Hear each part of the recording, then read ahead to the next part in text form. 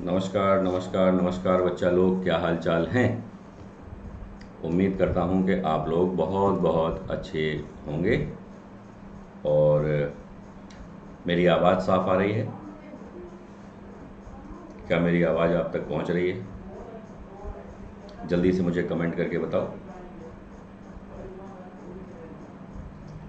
Okay, मैं दिखाई दे रहा हूं।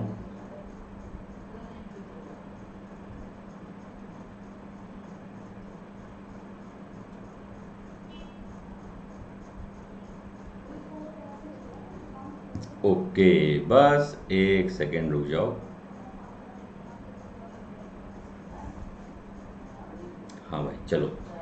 तो आपको पता है कि आज हम लोग सरदार पटेल साहब के बारे में कुछ डिस्कस करने जा रहे हैं। ये ऐसा सरदार है जो असरदार था, है ना। और ऐसे सरदार को तो शत शत नमन। और जिस तरह से हम लोग चीज़ों को लेकर चल रहे हैं, तो उसमें जो हीरोज़ ऑफ इंडियन हिस्ट्री हैं उनके बारे में हम लोग डिस्कस करेंगे। तो कुछ हीरोज़ ऐसे होंगे जो पॉलिटिकल हीरोज़ होंगे, कुछ हीरो ऐसे होंगे जो किंगशिप जिन्होंने बहुत बेहतर ढंग से चलाई। कुछ हीरोज़ हमें ऐसे देखने को मिलेंगे जो लिटरेचर से संबंधित हैं। तो आपको डिफरेंट डिफरेंट टाइप के हीरोज़ इस सीरीज़ में आपको देखने को मिलेंगे। फ़िलहाल हम लोग पॉलिटिकल हीरोज़ पर डिस्कस कर रहे हैं। कल हम लोगों ने पंडित नेहरू के बारे में जाना, आज हम लोग सरदार पटेल जी का आज हम लोग डिस्कशन कर रहे हैं। तो सबसे पहले तो मैं सभी प्यारे बच्चों को धन्यवाद दे दूं समय से आने के लिए। Rajan Raj, Khushi S, Anjana Yadav, Divya Vishwakarma, great job. Neelam Soni, नमस्कार नमस्कार।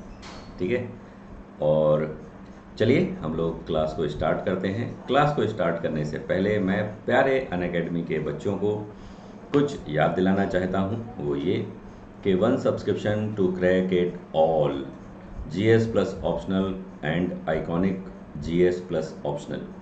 इसके लिए अगर आप जाना चाहते हैं तो आपको 25% का विद ऑप्शनल का सब आपको डिस्काउंट या और 10% using referral code.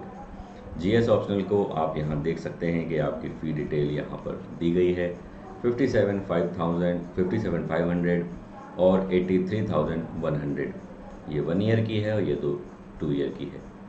1 year 2 year के लिए आइकॉनिक की फ़ी डिटेल आपको यहाँ पर दिखाई गई है 76,500 और 1,17,750।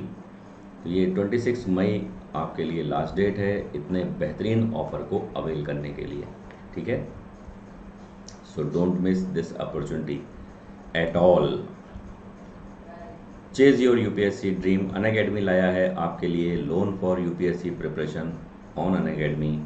इसमें आप जानते हैं कि आपको 0 processing fee, 0 interest rate, approval in 2 hours, no hidden charges, minimum paper work और फ्लेक्सिबल टेन्योर आपको देखने को मिलता है।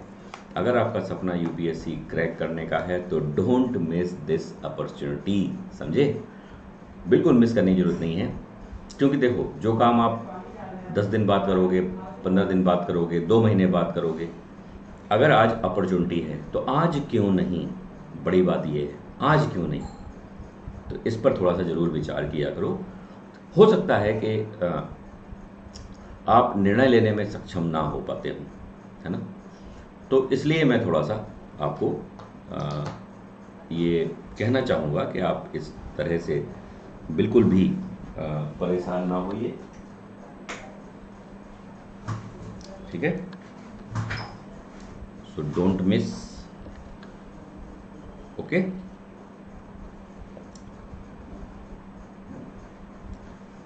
चलिए आगे बढ़ते हैं।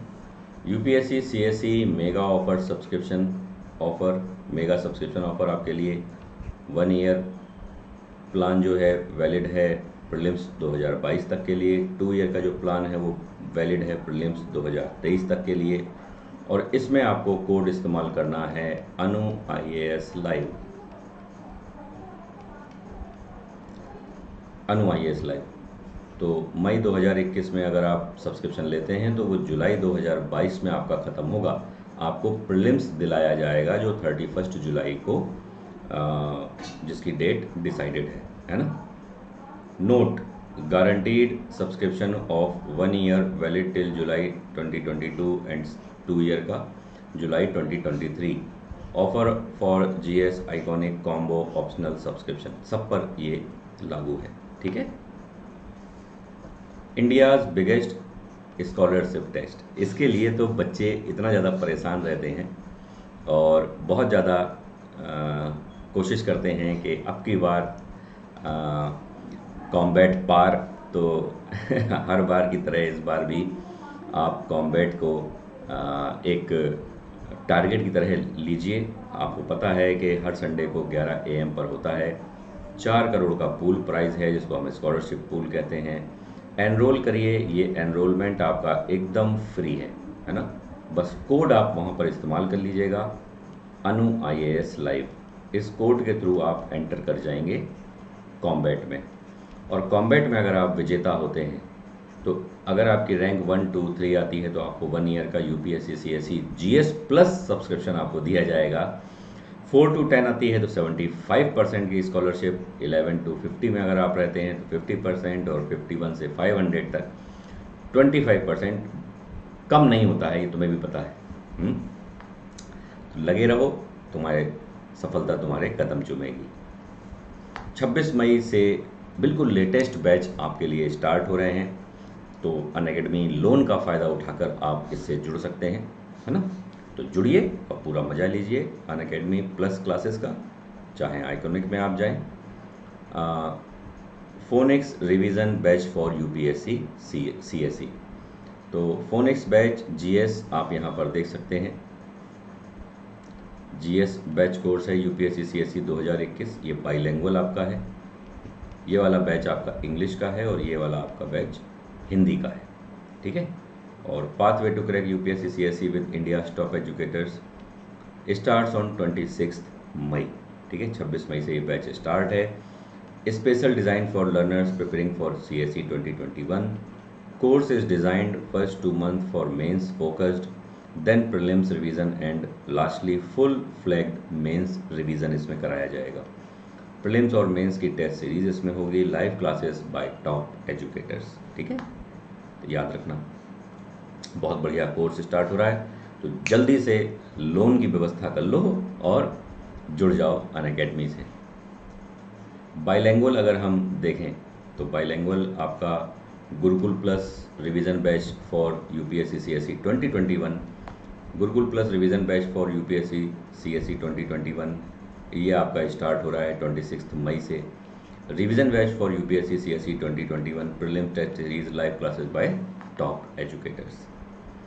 1 ईयर के बैच कोर्स की अगर आप बात करते हैं तो ये प्रॉपर कोर्स 1 ईयर का, ये 26 मई से आपका स्टार्ट हो रहा है। आप देख सकते हैं मृणाल सर एंड टीम आपका इंतज़ार कर रही है, ठीक है। और इसमें आपको हिंदी, इंग्लिश और बाइलिंगुअल सभी तरह से आपको सपोर्ट किया जाता है। ये 2 साल का बैच है, इसमें जो फाउंडेशन बैच जिसको हम कह सकते हैं, है ना, ये NCERT का बैच है। ये सुपर फाउंडेशन बैच है, मतलब मैं कहता हूँ ना, जिसको हिस्ट्री का H, ज्योग्राफी का G भी नहीं पता, तो उनके लिए ये बैच बहुत बेनिफिट वाला होता है। और NCERT तो हम लोग कहते ही हैं भाई, UPSC के लिए मस्ट है NCERT को पढ़ना, तो उसके लिए आप यहाँ देख सकते हैं कि बाइलिंगुअल और इंग्लिश का बैच इसके लिए 26 मई से आपका स्टार्ट हो रहा है। अगर आप प्लस सब्सक्रिप्शन लेते हैं तो इसमें live classes, weekly test, unlimited access, structured courses आपको मिल जाते हैं। अगर आप आइकॉनिक में जाते हैं तो आपको एक्स्ट्रा बेनिफिट के रूप में personal guidance, study planner, study material, experts guideline और टेस्ट एनालिसिस आपको देखने को मिल जाता है। प्लस सब्सक्रिप्शन की अगर हम बात करें तो फी डिटेल यहाँ पर दी गई है, और ये आपका पर मंथ का इसमें शेड्यूल दिया गया है। अगर आप मंथली पेमेंट करना चाहें तो आप यहाँ देख सकते हैं, ओनली 2500 रुपीज़ पर मंथ आप देकर 36 मंथ तक यानी कि 3 साल तक अनअकैडमी के साथ जुड़े रह सकते हैं। 3000 में 24 मंथ्स है और 4125 में 12 मंथ्स का है। आइकॉनिक में जाते हैं तो उसकी फी डिटेल यहाँ पर दी गई है और मंथली आपको यहाँ पर दिखाया गया है। 4,271, 4,823 एंड 6,208। कॉम्बो ऑफर की अगर हम बात करें तो जल्दी से एक प्लान पिक करो जिसमें आपको UPSC, CSE, GS plus optional आपके लिए है। तो इसकी फ़ी डिटेल भी यहाँ दी गई है और इसका जो मंथली चार्जेस है वो भी बहुत ज़्यादा नहीं है, अप्रॉक्स 2800, 3400 अप्रॉक्स और 4700। तो बिल्कुल भी आपको देर करने की ज़रूरत नहीं है।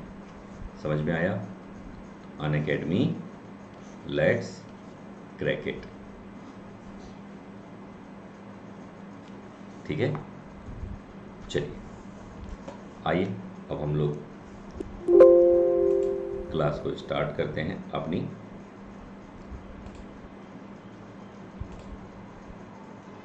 ये रहे हमारे आपके सबके प्यारे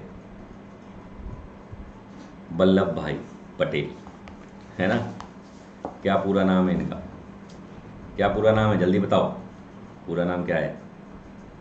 इनका पूरा नाम है वल्लभ भाई झावेर भाई पटेल। ठीक है, इनका जन्म कब हुआ था? तो 31 अक्टूबर 1875 को, और जन्म स्थान नाडियाड गुजरात में। इनकी मृत्यु हुई थी 15 दिसंबर 1950 में 75 की आयु में, मुंबई में। ठीक है, बहुत कम बच्चों को पता है कि इनकी मृत्यु कहाँ हुई थी। चलिए, सबसे पहले तो जैसा कि मैं आपको पता है कि मैं कुछ इन्फॉर्मेशन आपको देता हूँ और उसके बाद हम लोग इसमें रिटन कंटेंट भी आपको देखने को मिलेगा। इस तरह से ये रिटन कंटेंट भी आपके लिए है, लेकिन उसके पहले आपको मेरी कहानी छोटी सी सुननी पड़ेगी। तो जल्दी से थम्स अप करो और बताओ कि तुम लोग तैयार हो सुनने के लिए।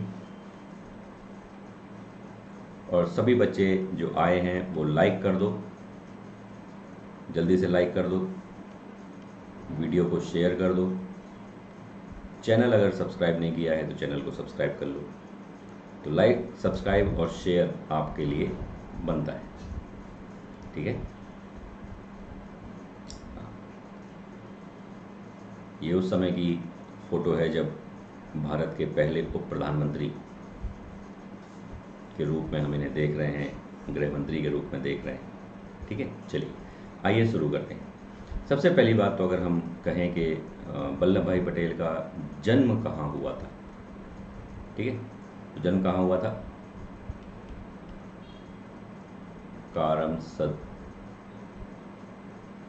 कारमसद में, जो कहाँ है, खेड़ा, यहाँ पर इनका जन्म हुआ था, कारमसद खेड़ा में। इनके पिता का नाम बेटा क्या था? तो इनके पिता का नाम था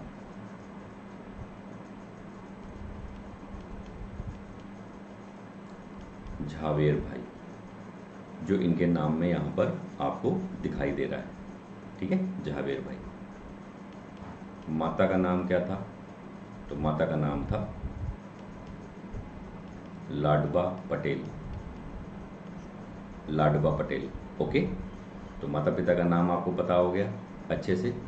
ठीक है, झावेर भाई और लाडबा पटेल। ठीक है, अच्छा, एक बड़ी अच्छी बात थी कि वल्लभ भाई पटेल, आप कहते हो ना कि बहुत ही गर्म स्वभाव के थे, लौह पुरुष इन्हें कहा जाता है ना? क्या कहा जाता है इन्हें? लौह पुरुष,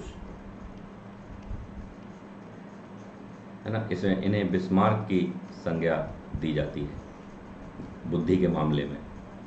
तो बचपन से ही इनको अन्याय ये सहन नहीं कर पाते थे। बचपन की अगर मैं आपको बात बताऊं तो अन्याय इनको सहन नहीं था। एक छोटी सी स्टोरी आपको इनके बचपन की बताते हैं। जब ये स्कूल में पढ़ा करते थे और स्कूल जब जाते थे तो वहाँ पर समस्या ये होती थी कि जो वहाँ के टीचर थे वो क्या करते थे कि बुक्स प्रोवाइड कराते थे बच्चों को, और कहते थे कि बच्चे जो हैं वो बुक्स हम ही से लेंगे, बाहर कहीं से वो किताबें नहीं खरीद सकते। तो वो किताबों का एक तरह से गोरख धंधा बनाए हुए थे। जैसा आज भी आप देखते हो कि स्कूल वगैरह वाले एडमिशन के टाइम पे बच्चे से कह देते हैं कि वहीं से, है ना, फलाना स्टोर से आपको किताबें लेनी है। आज भी ऐसा होता है, लेकिन उस समय भी ऐसा था। ठीक है, तो वल्लभ भाई पटेल को जब ये मालूम चला छोटे थे, बच्चे ही थे, तो उनको मालूम चला कि शिक्षक जो हैं वो पुस्तकों का व्यापार कर रहे हैं, तो इनको बड़ा बुरा लगा, है ना। और ये कहा गया कि भाई किताबें हम ही से लो, शिक्षक बोले। तो इन्होंने इसका विरोध करना शुरू कर दिया। देखिए बचपन की बात है, तो वल्लभ भाई पटेल ने शिक्षकों का विरोध करना शुरू कर दिया कि आप जो ये किताबों का व्यापार कर रहे हैं ये गलत है, आपको ऐसा व्यापार नहीं करना चाहिए। ठीक है, व्यापार करेंगे तो वो महंगी किताबें बेचेंगे, बाज़ार में किताब मान लीजिए 50 पैसे की मिल रही है और वो शिक्षक जो हैं वो उसको 60 पैसे की या 65 पैसे की दे रहे हैं। तो वल्लभ भाई पटेल ने उन दो दो हाथ करना शुरू कर दिया शिक्षकों के साथ, मतलब वाक युद्ध। और उन्होंने जल्दी से, पटेल ने एक अपने जो विद्यार्थी हैं उनका एक समूह बना लिया स्टूडेंट का, और स्टूडेंट का समूह बना के आंदोलन शुरू कर दिया, उनका विरोध शुरू कर दिया शिक्षकों का। भाई साहब हुआ क्या, अरे भैया 6-7 दिन स्कूल बंद हो गया, स्कूल बंद रहा 6-7 दिन, और 6-7 दिन बाद जब स्कूल खुला तो आपको जान के ताज्जुब होगा कि वल्लभ भाई पटेल अपना जो प्यारा बल्लू है, बल्लू विजेता बन के उभरा। मतलब वल्लभ भाई पटेल की बात को स्वीकार कर लिया गया था। इसे कहते हैं अन्याय के खिलाफ आवाज़ उठाना और उस आवाज़ को अंतिम स्थान तक ले जाना, अर्थात विजय तक ले जाना, है ना। अन्याय के खिलाफ बोलते तो बहुत लोग हैं, लेकिन करता कौन है? तो पटेल ऐसे नहीं थे। वो ना केवल अन्याय के खिलाफ आवाज़ उठाते थे, बल्कि वो अन्याय के समाप्ति तक उसका पीछा करते थे, है ना। कितनी अच्छी बात थी पटेल साहब के बारे में। अच्छा, चूँकि वल्लभ भाई पटेल जो हैं ये इनका जो परिवार था वो बहुत धनाढ्य नहीं था, है ना। परिवार इनका धनी परिवार नहीं था, है ना। मैं लिख देता हूँ, धनी नहीं था। तो इनकी पढ़ाई लिखाई थोड़ा सा रुक रुक कर चली, और पटेल जो हैं वो अपने पिता के साथ खेतों में समय दिया करते थे। और अगर मैं आपसे कहूँ कि 10वीं इन्होंने कब पास की, 10वीं पास की, तो इन्होंने 10वीं पास की थी जब ये 22 वर्ष के हो गए थे। तो ये बहुत लंबा समय था, इतने 22 वर्षों में इन्होंने केवल 10वीं ही पास कर पाए थे। तो उसके पीछे कारण आप समझ ही रहे होंगे, है ना। अच्छा, 10वीं पास करने के बाद पटेल साहब ने एक सपना देखा कि मुझे वकील बनना है, मुझे औरों की तरह वकील बनना है। अब भैया वकील कैसे बने? तो वकील बने तो वकील तो बनने के लिए चाहिए पैसा,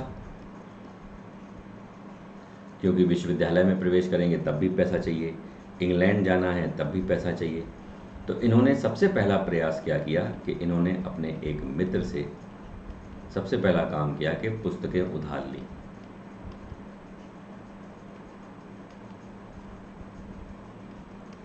और पुस्तकें उधार लेकर इन्होंने अपनी पढ़ाई जारी रखी। इसे कहते हैं इच्छा शक्ति। अगर आपके अंदर इतनी इच्छा शक्ति है कि आप कुछ भी करके अपने टारगेट से नहीं भटकते हैं, तो इसका मतलब कि आपका टारगेट जो है वो आपका इंतज़ार करता है। ठीक है, देखो वो आ रहा है, या टारगेट कहता है कि वो आएगा मेरे पास तक।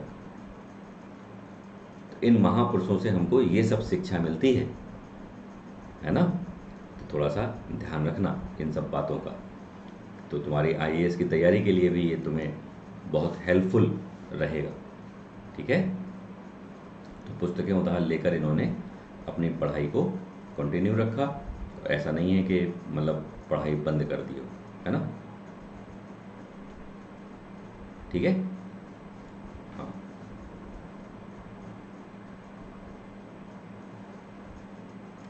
और एट लास्ट जाके जब इनके पास पैसे की व्यवस्था हो गई, तब ये इंग्लैंड गए और वहाँ से वकील बनकर लौटे।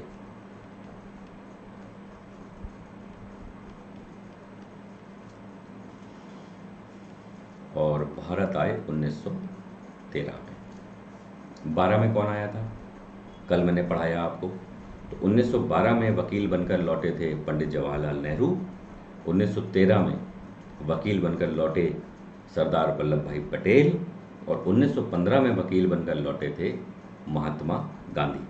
तो इनका क्रम अगर मान लो कल को लगाने को आ जाए, है ना, इनका मान लो क्रम लगाने को आ जाए कि वकालत पढ़ने के बाद भारत लौटने वालों का क्रम, है ना, मज़ा आ जाएगा कि नहीं?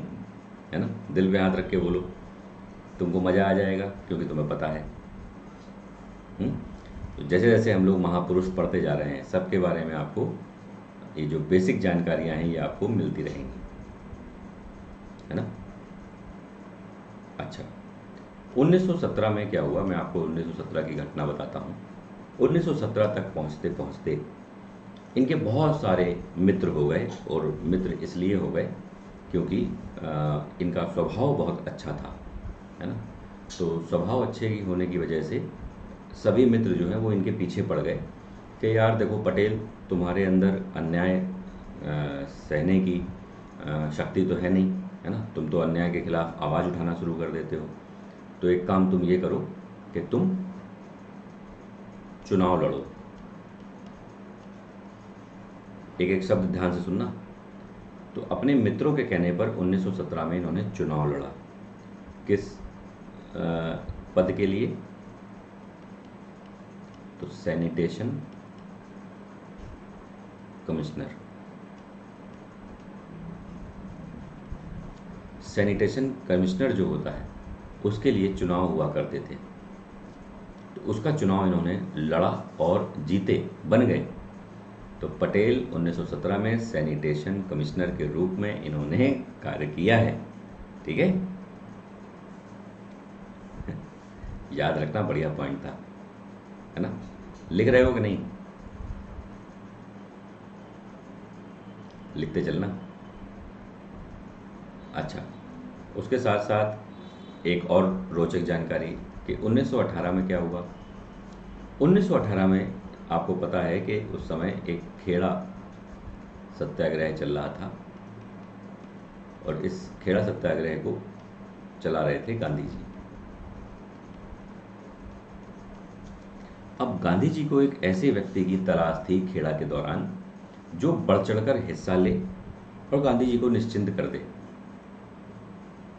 तो पटेल गांधी जी के पास आए और उन्होंने कहा कि मैं आपकी,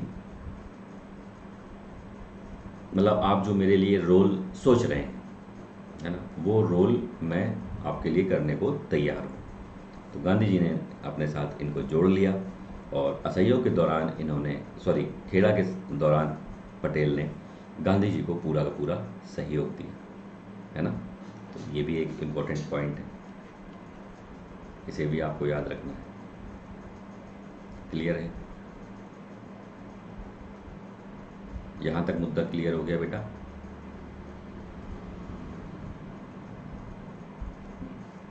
अब यहाँ पर एक छोटा सा मैं आपको रियासत के बारे में आउटलाइन दे देता हूँ। अभी हम लोग इसको पढ़ेंगे भी। देखो, पहली चीज़ तो याद रखो कि इसमें कोई दो राय नहीं था कि जब हम लोग 15 अगस्त 1947 के आसपास थे, ठीक है, तो इसमें कोई दो राय नहीं कि पटेल भी प्रधानमंत्री बन सकते थे। उनके पास भी बैकअप था, उनके पास भी लोकप्रियता थी, और उनके पास वो सब कुछ था जो भारत का प्रधानमंत्री उन्हें बना सकता था, सबसे बड़ी बात। और वो अपनों में लोकप्रिय थे। वल्लभ भाई पटेल ऐसे नेता थे जो अपनों में इसलिए लोकप्रिय थे कि इस बंदे को किसी भी पद पे बैठा दो, ये डील कर लेगा। तो चूंकि डिवीज़न हो गया था, जिन्ना पाकिस्तान अपना भारत बन गया था, तो वल्लभ भाई पटेल के प्रधानमंत्री बनने की बात बहुत उछाली गई कि नेहरू की जगह वल्लभ भाई पटेल को भारत का प्रधानमंत्री बना दिया जाए। लेकिन समस्या क्या थी? समस्या ये थी पटेल का स्वभाव। बात सुनना मेरी, बहुत ध्यान से सुनना। पटेल का स्वभाव, समस्या क्या थी? पटेल का स्वभाव। अब आप कहोगे कि स्वभाव सर, वो तो बड़े बढ़िया व्यक्ति थे, अन्याय का विरोध करते थे, तो यही उनकी समस्या थी। ठीक है, क्यों? क्योंकि उस समय किंग मेकर की भूमिका में कौन था? बताओ। उस समय किंग मेकर की भूमिका में थे मोहनदास करमचंद गांधी।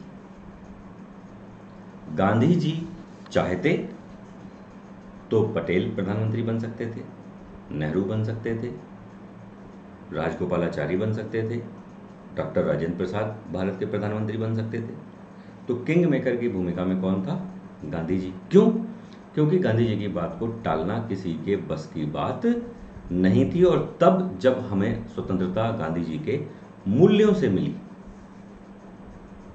ये भी सच है भाई, सच है कि नहीं? तुम अपने दिल पे हाथ रख के बोलो कि जो मैं कह रहा हूं वो आपको समझ में आ रहा है अच्छे से। तो जब गांधी जी से कहा गया कि पटेल को प्रधानमंत्री बना दो, तो पटेल का जो नेचर था कि अन्याय के खिलाफ खड़े रहना, तो गांधी जी को ये लगा कि अन्याय के खिलाफ अभी दो देश अलग हुए हैं, तो इसमें कोई दो राय नहीं है कि पाकिस्तान कुछ ना कुछ ऐसा करेगा जो अन्याय वाला हो सकता है काम। अगर पटेल प्रधानमंत्री होंगे तो ये तो सीधा अटैक कर देंगे पाकिस्तान पे, ये किसी की सुनेंगे नहीं। पाकिस्तान ने जब कश्मीर में कबायली लोगों को भेजा, अगर वो उस दौरान पटेल प्रधानमंत्री होते तो भारत की पूरी सेना जाती और कबायलियों को उनके पिंजरों तक छोड़ के आती, मार मार के, कूट कूट के।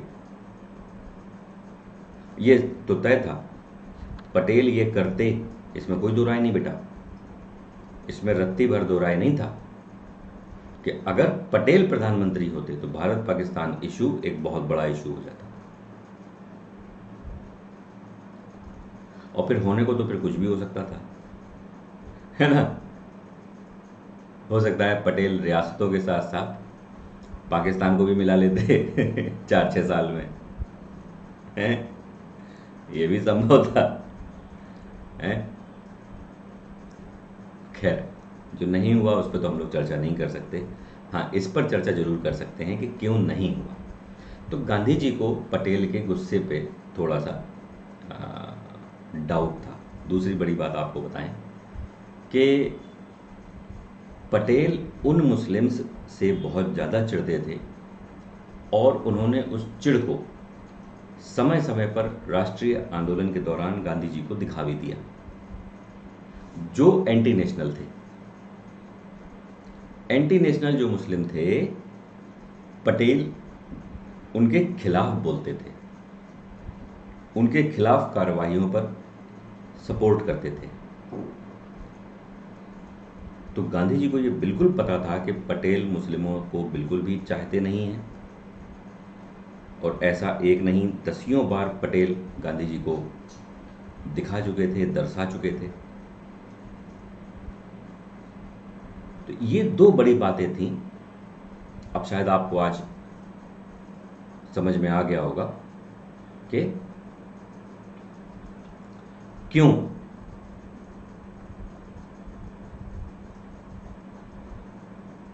पटेल प्रधानमंत्री नहीं बने। अब बाई चांस आपको लिखना है तो आप ये 2 पॉइंट लिख सकते हैं, और ये ही 2 बड़े ओरिजिनल पॉइंट्स हैं, है ना? आपके दिमाग में क्वेश्चन रहता है कि पटेल क्यों नहीं बने, पटेल क्यों नहीं। ये 2 बड़े रीज़न थे, ठीक है? और नेहरू को आगे कर दिया। अच्छा, रियासतों का, अच्छा, इन्हें गृह मंत्रालय सौंपा गया। तो हम लोग को पता है कि भारत में उस समय मेन 565 रियासतें थीं, जिसमें से 562 रियासतों का एकीकरण करने का काम इस महान व्यक्ति ने किया, वल्लभ भाई पटेल ने। ये बात समझ में आ रही कि नहीं? और ये पूरे विश्व में, देखो बेटा ध्यान से सुनना मेरी बातों को और लिखना, जो मैं बोलता हूं उसको लिखा करो। पूरे विश्व में इतनी रियासतों का एकीकरण किसी ने नहीं किया। किसी ने नहीं किया एक्सेप्ट पटेल। जर्मनी का एकीकरण हुआ, इटली का एकीकरण हुआ, अमेरिका का एकीकरण हुआ, जो वहां पे 13 राज्य थे वो मिलकर अमेरिका बने। तो वहां पर खून बहा, रक्त बहा, तब एकीकरण हुआ, वो भी संख्या में कम। इटली की अगर हम बात करें तो लोम्बार्डी, वेनेशिया, सिसिली, रोम, है ना, इन सब उंगलियों में गिन लोगे इतनी रियासतों का वहां पर एकीकरण हुआ, वो भी ब्लड के साथ। विदाउट ब्लड 562 रियासतों को एक सूत्र में बांधना,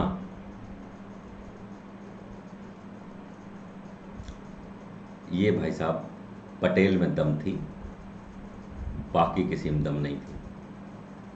और तुमको रोचक बात बताएं कि इन 562 में केवल एक थी जिसका नाम था हैदराबाद।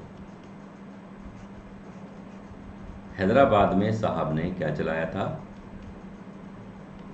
ऑपरेशन पोलो।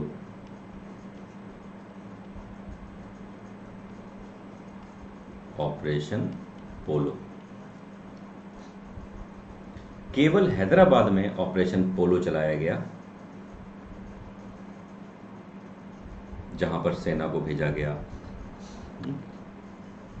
क्योंकि भारत और हैदराबाद के जो नवाब थे 1947 में एक स्टैंड स्टिल एग्रीमेंट था, उस पर साइन कर दिए थे पंडित नेहरू ने कि 1 साल तक लगभग यही व्यवस्था बनी रहेगी। तो पटेल 47 से 48 तक इसलिए शांत रहे क्योंकि वो एक एग्रीमेंट या एकॉर्ड साइन था हैदराबाद और भारत के बीच। और ये एकॉर्ड इसलिए साइन किया गया था क्योंकि पाकिस्तान को लेकर इशू ज़्यादा गर्म था, कश्मीर को लेकर इशू ज़्यादा था। जूनागढ़ में प्लेबिसाइट करा लिया गया, जिसको हम कहते हैं जनमत संग्रह, और जूनागढ़ के नवाब वगैरह तो भाग गए पाकिस्तान, जुल्फिकार अली भुट्टो एंड कंपनी वाले लोग। और भारत में इतना बड़ा एकीकरण पटेल के अलावा पूरे विश्व में किसी ने नहीं किया। बेटा अगर यहाँ तक बात समझ में आ गई है तो एक बार सब लोग थम्स अप कर दो। तो अब जो मैं लिख के आपके लिए लाया हूँ उसे आपको देखना है अच्छे से, ठीक है? I am waiting for your like. Video को लाइक कर दो, आपके पास 1 मिनट है। वीडियो को लाइक कर दो, शेयर कर दो अभी तुरंत। और अगर कोई नया बच्चा है तो वो चैनल को सब्सक्राइब कर ले अभी, है ना?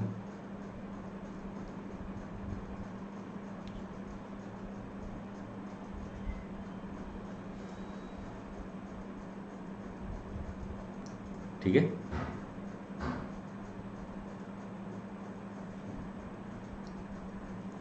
चलो अब हम लोग थोड़ा सा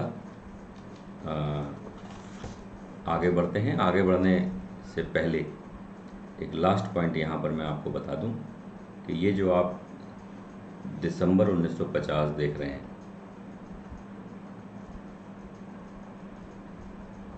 आपको जान के ताज्जुब होगा कि भारत का पहला उप प्रधानमंत्री, भारत का गृह मंत्री, स्वतंत्र भारत का पहला गृह मंत्री, जब इसकी मृत्यु हुई तो ये किराए के मकान में रहता था, किराए का घर था। तुम लोग को दिख नहीं रहा होगा तो सुन लो बेटा। पटेल साहब की जब डेथ हुई तो वो किराए के मकान में थे, और आपको जान के ताज्जुब होगा कि उनके अकाउंट में उस समय केवल 260 रुपए थे जब उन्होंने अंतिम सांस ली। इसे कहते हैं ईमानदारी, ईमानदारी भरा जीवन, और ऐसा जीवन जो संघर्ष भरा था। देखो बात समझना, संघर्ष करने के बाद जब आप सत्ता ग्रहण करते हैं और उस समय आप ईमानदार रहते हैं तो आप वाकई में साधारण मानव नहीं है, महामानव है। तो ये सब महामानव थे, जिंदगी भर संघर्षों में इनका बीता। तो मौका मिलने पर इन्होंने उस संघर्ष के बाद प्राप्त पदों का दुरुपयोग नहीं किया बेटा, कि मुझे तो जीवन में कुछ नहीं मिला, मैं तो गरीब परिवार में पैदा हुआ था, आज मैं कमिश्नर हूँ, या आज मैं उप प्रधानमंत्री हूँ, या आज मैं गृह मंत्री हूँ, मैं खूब कमाऊंगा, खूब कमाऊंगा। ये जो बीमारी वाली सोच है, ऐसी सोच वाले व्यक्ति मानसिक बीमार होते हैं कि हमने भाई बहुत कष्ट सहा, अब आज हमारे पास मौका है तो हम हर बॉल पे चौका मारेंगे। नहीं, गलत बात। हमें ऐसे महापुरुषों से यही तो शिक्षा मिलती है कि जीवन भर संघर्ष किया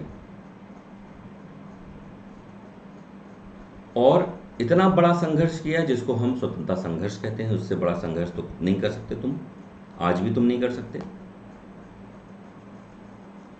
स्वतंत्रता संघर्ष से बड़ा क्या संघर्ष हो सकता है कोई? नहीं, नेवर।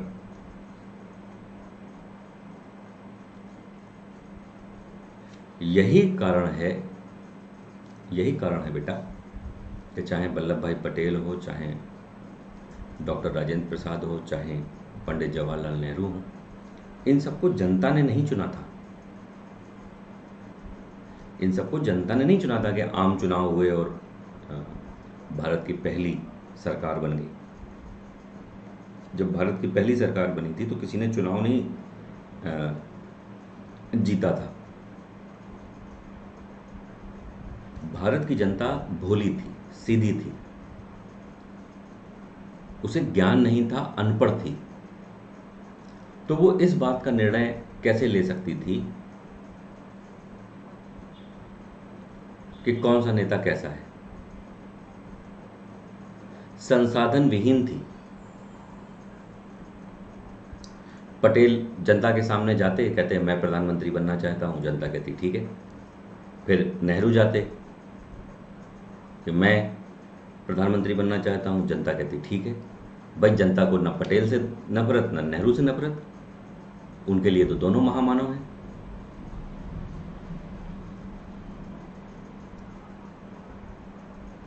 तो ऐसे में कहते नहीं है, एक प्रकार से जो उस समय ग्रुप ऑफ लीडर्स थे हमारे संसद के, तो वो जो ग्रुप ऑफ लीडर्स थे वो इस बात को लेकर हम लोग कह सकते हैं कि उनकी जवाबदेही एक दूसरे से थी। अगर एक व्यक्ति कोई गलत कार्य कर रहा है, इल्लीगल काम कर रहा है, तो सब उसके ऊपर चढ़ बैठेंगे, है ना? One for all for one. के कॉन्सेप्ट पर हमारी संसद का निर्माण हुआ था पहली, जिसको आप संविधान सभा कहते हो या जो भी, है ना। तो चीज़ों को देखने का थोड़ा सा नज़रिया बदलो। ये जो 1 घंटे की क्लासें हैं, ये तुम्हारे लिए बहुत ज़्यादा महत्वपूर्ण हैं। एक तो मैं मन से बहुत पढ़ा रहा हूँ, ये तो तुमको समझ में आ ही जाता है, आ जाता है कि नहीं।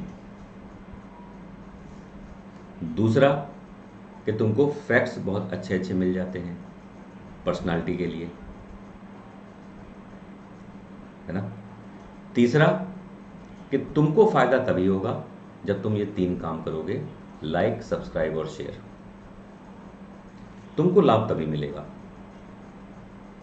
क्योंकि फिर मेरी दुआएं, मेरा आशीर्वाद आपके साथ होगा, हर उस बच्चे के साथ जो लाइक, शेयर और सब्सक्राइब करेगा। ठीक है, चलो अब देखो, iron man of India Vallabh भाई पटेल। सरदार पटेल के बारे में हम लोग जानते हैं, है ना। आज़ादी के बाद ये भारत के पहले गृह मंत्री और उप प्रधानमंत्री बने थे, है ना।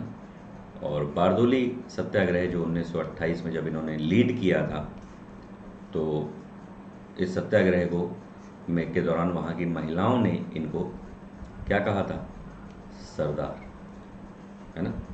याद रखना, महिलाओं ने पहले कहा था। फर्स्ट नंबर पे कौन है, महिलाएं। अगर किसी व्यक्ति का तुमसे नाम पूछे तो नाम लेना गांधी जी, है ना। अब मान लो ऑप्शन में महिलाएं है ही नहीं, कि सरदार पटेल को सरदार की उपाधि किसने दी, तो साहब बारदोली की महिलाओं ने। अब मान लो वो ऑप्शन में ही नहीं है, तो तुम क्या करोगे, वहाँ घंटी हिलाओगे क्या, हैं, टन टन टन टन टन, हे प्रभु का करें, हे प्रभु का करें, तो घंटी ना हिलाना, है ना। गांधी जी, ऑप्शन में देखना गांधी जी कहाँ है, क्योंकि महिलाओं ने सरदार कहा, इसलिए सरदार पटेल सरदार नहीं है। गांधी जी ने सरदार कहा, इसलिए पटेल सरदार हैं। समझे, एक नया पॉइंट तुमको और मिला, है ना। मेरे मुख से निकली हुई बातें नोट जरूर किया करो। आज़ादी के बाद विभिन्न रियासतों को, बिखरी रियासतों को उन्होंने उसका एकीकरण किया, इसलिए इनको भारत का बिस्मार्क और लौह पुरुष की संज्ञा दी जाती है। ठीक है, ये देखो, पहले ज़माने में इस तरह के माइक हुआ करते थे, है ना। भारत के लौह पुरुष का जन्म आपके सामने है, माता पिता का नाम मैं बता चुका हूँ, और बचपन से ही कड़ी मेहनत करते आए थे, खेतों में पिता का साथ देते थे। पटेलाद की एनके हाई स्कूल में पढ़ते थे। 1896 में हाई स्कूल की परीक्षा उन्होंने पास की थी। तो 1875 में जन्म हुआ, तो 85, 95, तो लगभग 22 वर्ष की उम्र में उन्होंने हाई स्कूल की परीक्षा पास की। घर की आर्थिक स्थिति वाकई में कमज़ोर थी, तो उनके पिता ने उन्हें कॉलेज भेजने का निर्णय लिया था, लेकिन पटेल ने कहा कि चूंकि हम लोग के पास पैसा नहीं है तो मैं कॉलेज नहीं जाऊंगा, है ना। और 3 साल तक वल्लभ भाई घर पर ही पढ़े। सीखो, अगर इन महामानवों से नहीं सीखोगे तो फिर किससे सीखोगे, है ना। तो इन्होंने कठिन या कड़ी मेहनत करके एक नेता की परीक्षा पास करी। वह परीक्षा अच्छे गुणों से उन्होंने पास करी, अच्छे नेता वाले गुण, और बाद में उन्होंने मेहनत करके बैरिस्टर की उपाधि ली और देश सेवा में कार्य किया, है ना। और इंग्लैंड से, ये तो मैं बता चुका हूँ, है ना। वल्लभ भाई पटेल एक भारतीय बैरिस्टर और राजनेता थे। भारतीय राष्ट्रीय कांग्रेस के मुख्य नेताओं में से एक थे और भारतीय गणराज्य के संस्थापक जनकों में से एक थे। वे सामाजिक कार्यकर्ता जिन्होंने देश की आज़ादी के लिए कड़ा संघर्ष किया और देश को एकता के सूत्र में बांधने में काफ़ी योगदान दिया। उन्होंने भारत को एकता के सूत्र में बांधा, आज़ाद बनाने का सपना देखा, और भारत और दूसरी जगहों पर वे सरदार के नाम से जाने जाते थे, है ना। गृह मंत्री के रूप में सरदार पटेल पहले व्यक्ति थे जिन्होंने भारतीय नागरिक सेवाओं ICS का भारतीयकरण कर इन्हें भारतीय प्रशासनिक सेवाएं IAS बनाया। पटेल को मरणोपरांत 1991 में भारत के सर्वोच्च सम्मान भारत रत्न से उन्हें सम्मानित किया गया, लगभग उनकी मृत्यु के 41 साल बाद। यह अवार्ड उनके जो पौत्र हैं विपिन भाई पटेल, उन्होंने इसे ग्रहण किया।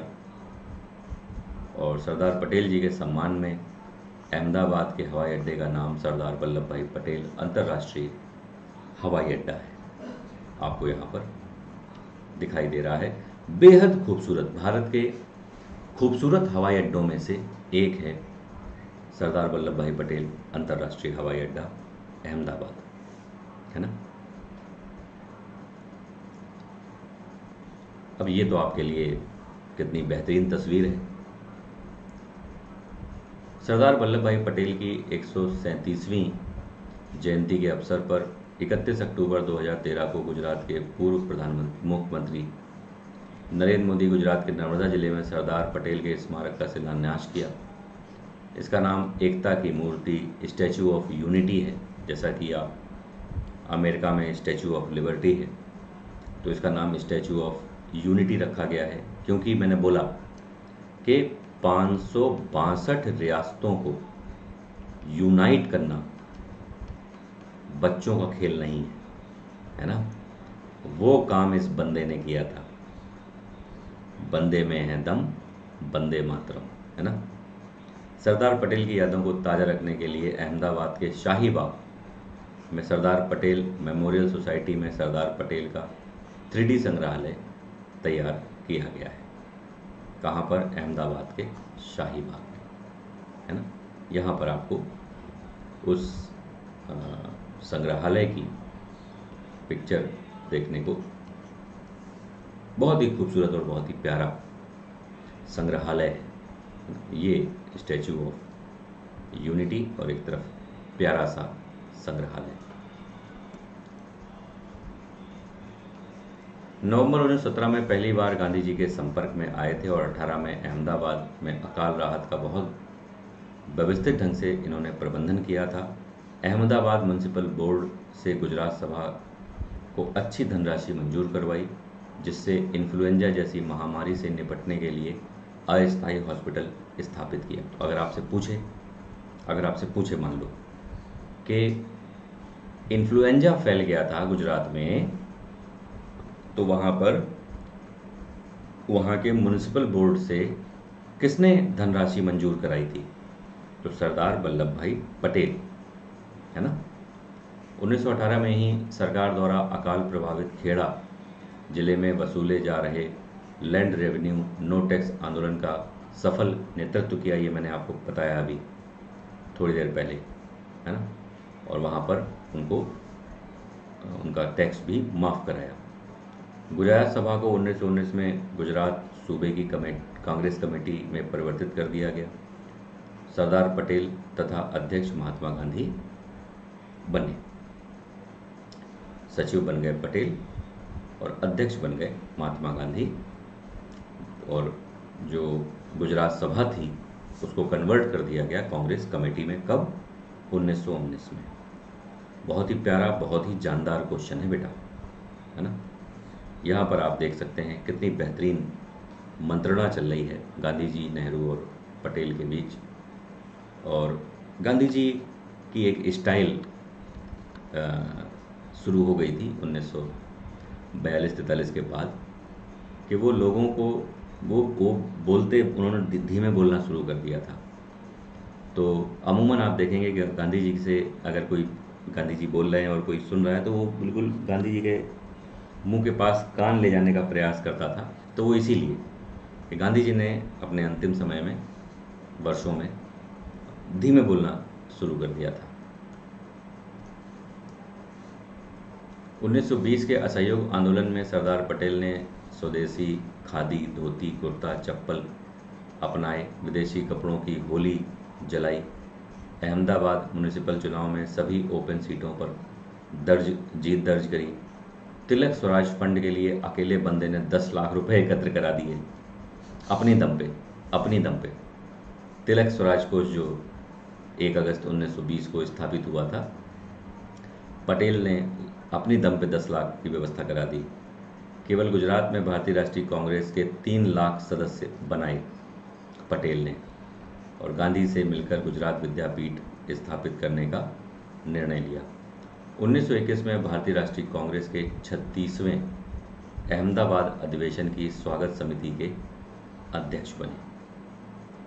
बढ़िया लाइन है बच्चे, इस लाइन को नोट कर लेना। वे गुजरात प्रदेश कांग्रेस कमेटी के पहले अध्यक्ष थे। ये दोनों लाइनें आपके लिए स्टार लाइनें है ना। आप देख सकते हैं जब कोई सेशन चलता था तो इसी तरह की भीड़ रहती थी, और सेशन बड़े मस्त हुआ करते थे क्योंकि पूरे भारत से निचोड़कर आदमी आता था। सेशन मतलब वो जो आप कहते हो ना अधिवेशन, भारतीय राष्ट्रीय कांग्रेस के अधिवेशन, तो वो बड़े ही वो खिचड़ी अधिवेशन हुआ करते थे क्योंकि पूरे भारत के चावल एक जगह इकट्ठा हो जाते थे, है ना। बासमती चावल, खुशबूदार चावल, है ना।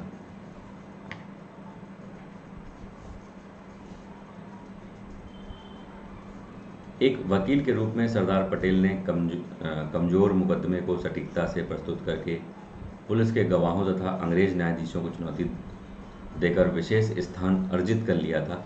और 1908 में पटेल की पत्नी की हालांकि मृत्यु हो गई थी। उस समय उनके एक पुत्र और एक पुत्री थी। इसके बाद उन्होंने विधुर जीवन व्यतीत किया और वकालत के पेशे में तरक्की करने के लिए कृत संकल्प पटेल ने मिडिल टेम्पल के अध्ययन के लिए अगस्त 1910 में लंदन की यात्रा करी।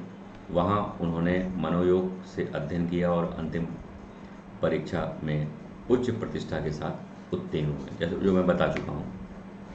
13 में भारत लौट कर आए थे।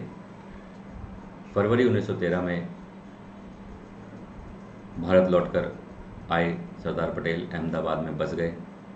तेजी से उन्नति करते हुए अहमदाबाद अधिवक्ता बार में अपराध कानून के अग्रणी बैरिस्टर बन गए। गंभीर और शालीन पटेल अपने उच्च स्तरीय तौर तरीकों और चुस्त अंग्रेजी पहनावे के लिए जाने जाते थे। अहमदाबाद के फैशन परस्त गुजरात क्लब में ब्रिज के चैंपियनशिप के कारण भी विख्यात थे। 1917 तक वे भारत की राजनीतिक गतिविधियों के प्रति उदासीन रहे। 1917 तक। इसके बाद उन्होंने गांधी जी का साथ दिया और फिर पीछे पलट के कभी नहीं देखा। सरदार पटेल भारतीय स्वतंत्रता संग्राम में कई बार जेल गए, है ना। और हालांकि जिस चीज़ के लिए इतिहासकार हमेशा सरदार पटेल के बारे में जानने के लिए इच्छुक रहते थे वो थी कि जवाहरलाल नेहरू से उनकी प्रतिस्पर्धा। सब जानते हैं कि 1929 में लाहौर अधिवेशन में सरदार पटेल ही गांधी जी के बाद दूसरे सबसे प्रबल दावेदार थे प्रधानमंत्री के, है ना, आने वाले समय के। किंतु मुस्लिमों के प्रति सरदार पटेल की हठ धर्मिता की वजह से गांधी जी ने उनसे उनका नाम वापस ले लिया था, है ना। जो बताए थे 2 पॉइंट शुरुआत में वो याद रखना। 45-46 में भारतीय राष्ट्रीय कांग्रेस के अध्यक्ष पद के लिए भी पटेल एक प्रमुख उम्मीदवार थे, लेकिन इस बार भी गांधी जी के नेहरू प्रेम ने उन्हें अध्यक्ष नहीं बनने दिया। कई इतिहासकार यहाँ तक मानते हैं कि सरदार पटेल को प्रधानमंत्री बनने दिया गया होता तो चीन और पाकिस्तान के युद्ध में भारत को पूर्ण विजय मिलती, परंतु गांधी जी के जगजाहिर नेहरू प्रेम ने उन्हें प्रधानमंत्री बनने से रोक दिया। तो ये फेक है ना, ये फेक बातें हैं। ये मैं इसीलिए लिखा कि मैं आपको बता सकूं ये फेक बातें हैं, है ना। पहली बड़ी बात क्या थी? अन्याय ना सहना पटेल का, ठीक है। अन्याय नहीं सह सकते थे, तो अन्याय ना सहने की वजह से गांधी जी को पता था कि वो हिंसा का रूप धारण कर सकते हैं कभी भी, है ना।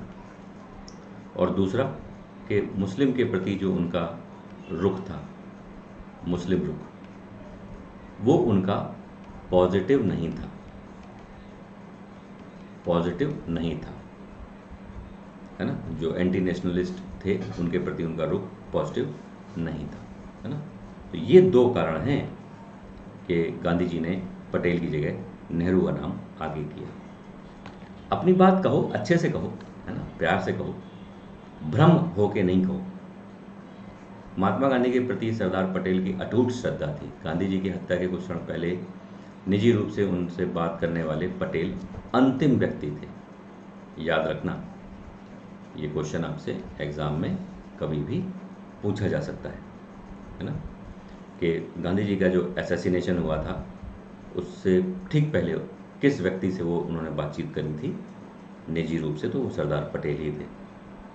उन्होंने सुरक्षा में चूक को गृह मंत्री होने के नाते अपनी गलती मानी और हत्या के सदमे से वो उबर नहीं पाए, और गांधी जी की मृत्यु के 2 वर्ष बाद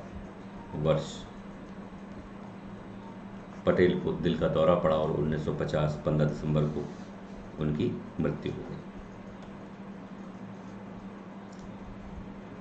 जवाहरलाल नेहरू कश्मीरी ब्राह्मण थे, जबकि पटेल गुजरात के कृषक समुदाय के से ताल्लुक़ रखते थे।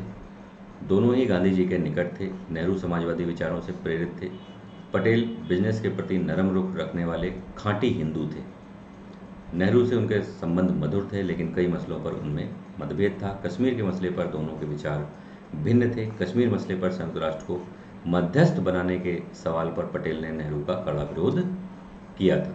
पटेल का स्पष्ट कहना था कि ये पाकिस्तान है, ये इंडिया है, और हम दोनों के इंडिया पाकिस्तान के बीच अगर कोई बात हो रही है तो उसमें यूएन को बीच में लाने की कोई ज़रूरत नहीं है। पटेल का ऐसा मानना था। ठीक है, तो आप किसी निर्णय पर या नतीजे पर मत निकलिएगा, क्योंकि इंटरव्यू में अगर इस तरह का कोई क्वेश्चन आ गया तो इंटरव्यू वाले आपके अंदर का व्यक्ति बाहर निकाल लेंगे, और अगर तुमने कुछ उल्टा सीधा बोल दिया तो फिर समझ लो, है ना। तो बहुत पोलाइट होके उन्हें आंसर करना है। जितने प्यार से मैंने तुमको पटेल पढ़ाया है उतने ही प्यार से पटेल को याद रखना, ठीक है। हाँ,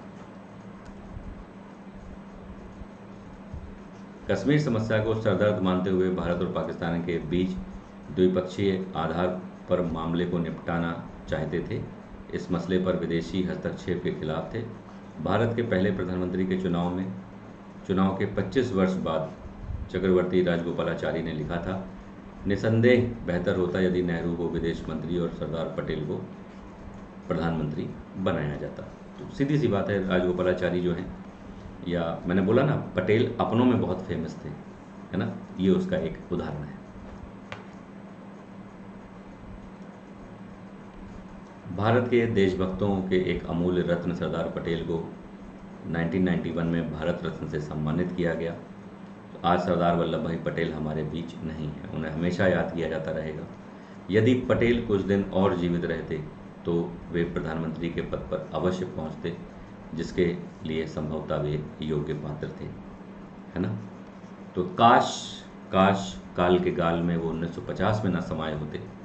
लेकिन चूंकि हम लोग ने देखा कि नेहरू 1964 तक भारत के प्रधानमंत्री रहे थे, तो अगर ये रहते तो भी कोई बहुत बड़ा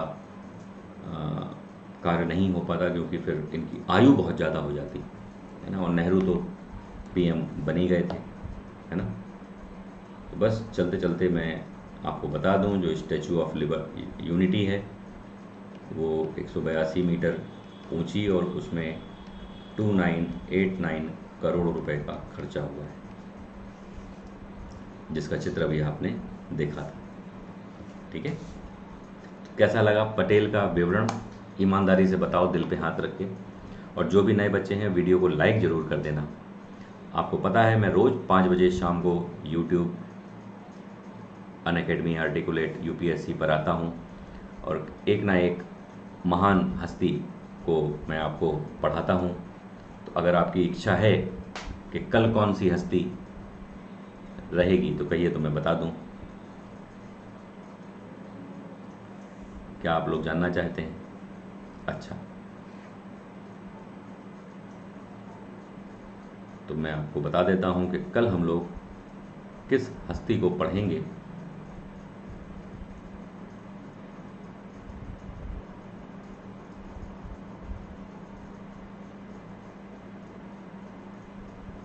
ओ, कल हैं, अब देखो लेडीज़ फर्स्ट होना चाहिए था, तो कल एनी वुड बेसेंट हैं हम लोगों के बीच। बड़ी ही रोचक जानकारियाँ एनी बेसेंट के बारे में आपको मालूम पड़ेंगी कल, और बिल्कुल समय पर आ जाइएगा, है ना, बिल्कुल भी देर ना करना। और चूँकि शुरुआत एनी बेसेंट से मैं नहीं कर पाया, इसका मुझे दुख है भाई, लेडीज़ फर्स्ट होना चाहिए था, है ना, लेकिन कोई बात नहीं, कोई बात नहीं।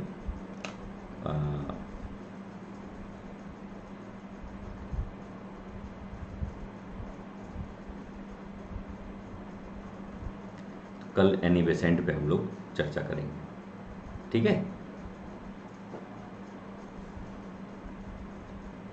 चलिए, और याद रखिएगा कि अनअकैडमी के जो भी प्रोग्राम हैं, ठीक है, अनअकैडमी के प्रोग्राम आप लोग जल्दी से जल्दी उसको अपना लीजिए, ठीक है। जल्दी से प्लस क्लासेस में भी जुड़ जाओ।